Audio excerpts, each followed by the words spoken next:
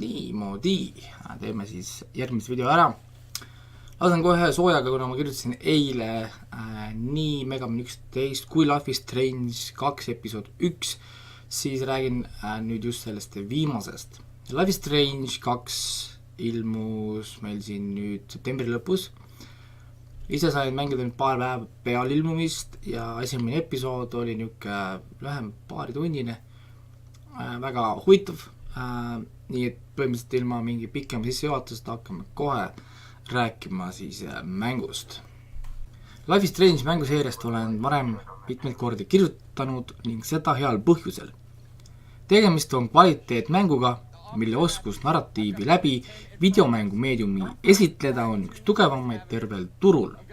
Tegemist on episoodilise teosega, kus mängi ainukene ülesanne on valikuid teha. Erinevalt hiljuti pankrotistunud Telltale mängudest saab siin ka karakteriga liikuda ning seeläbi keskkonnaga rohkem suhelda. Seeri võtmesõnaks on seni olnud teismeliste ängst, kus tugev emokultuur ning pseudodepressiivsus kontrollivad emotsionaalselt ebaküpsete noorte käitumist. Kaasa toob enda kaasa kontrollimatu üleloomulik element. Esimeses osas oli selleks elemendiks ajaga manipuleerimine, kus mängija ülesandeks oli saavutada enda jaoks sobiv tulemus. Teine osa, nimega Before the Storm, ehk siis enne tormi, oli lühem, ainult 3 episoodist koosnev eellugu, kus rõhk oli 2 noore tüdruku suhtel ning esimesele mängule eelnenud sündmustele valguse näitamine. Värskelt ilmunud Life is Strange 2 on uus lugu uute karakteritega, mis võtab üle esimese mängu iseloomu, kuid proovib säilitada teise mängu atmosfääri ning üldiselt tuleb sellega ka toime.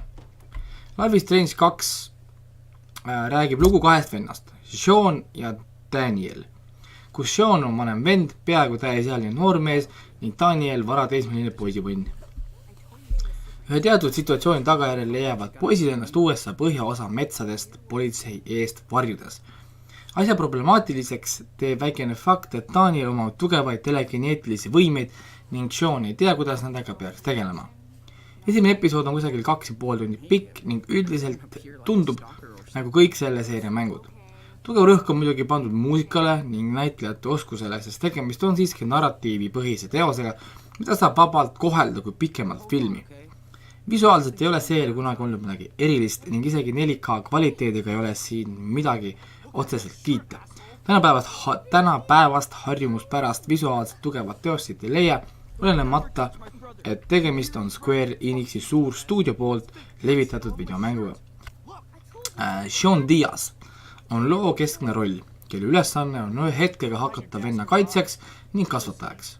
Lugu on paeluv ning piisavalt müstiline, et tõmmata mind tagasi ka järgmiseks 4 episoodiks ning Sean on piisavalt iseloomukas ja värviline, et seda teost kanda ning tema ümber on juba paika pandud ka mõned oluliselt toetavad karakterid. Seega on mida oodata. Endiselt leian, et see veider vasakliberaalne liialdus, kus terve maailm on vähemuste vastu, iga politseinik on ohtlik relvaga vehkija ning suure müüri naljad ei sobi sellise teose kontekst. Pidevalt jääb mulje, et tegemist on rohkem poliitilise avaldusega kui videomänguga ning see häärib teose täiel rinnal nautimist. Suvaline rassism tundub sunnitud ning venitab minu kui mängija võimet situatsiooni uskuda. Mida on uut lisatud võrreldes eelmiste mängudega näiteks? Telefon mängib endiselt suurt rolli sündmuste käigus, kuid nüüd on mängijale lisandunud kaardi lugemine, kus tuleb pidevalt enda asukohta leida ning vaadata poiste teekonda eemale Seattle'ist. Sean peab ka päevikut, kus joonistab sündmused ülesse.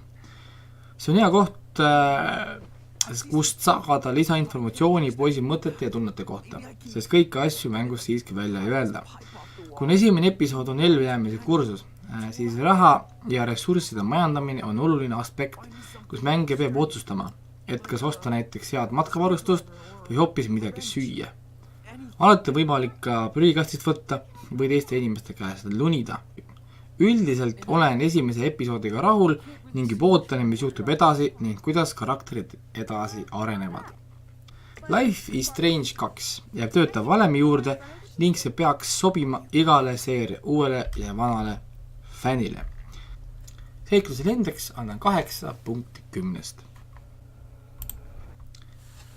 selline oligi kiire ülevaade Life is Strange 2 esimesest episoodist, ma isegi ei tea praegu täpselt, millal teine episood tuleb, kokku on neid 5, nii et on mida oodata.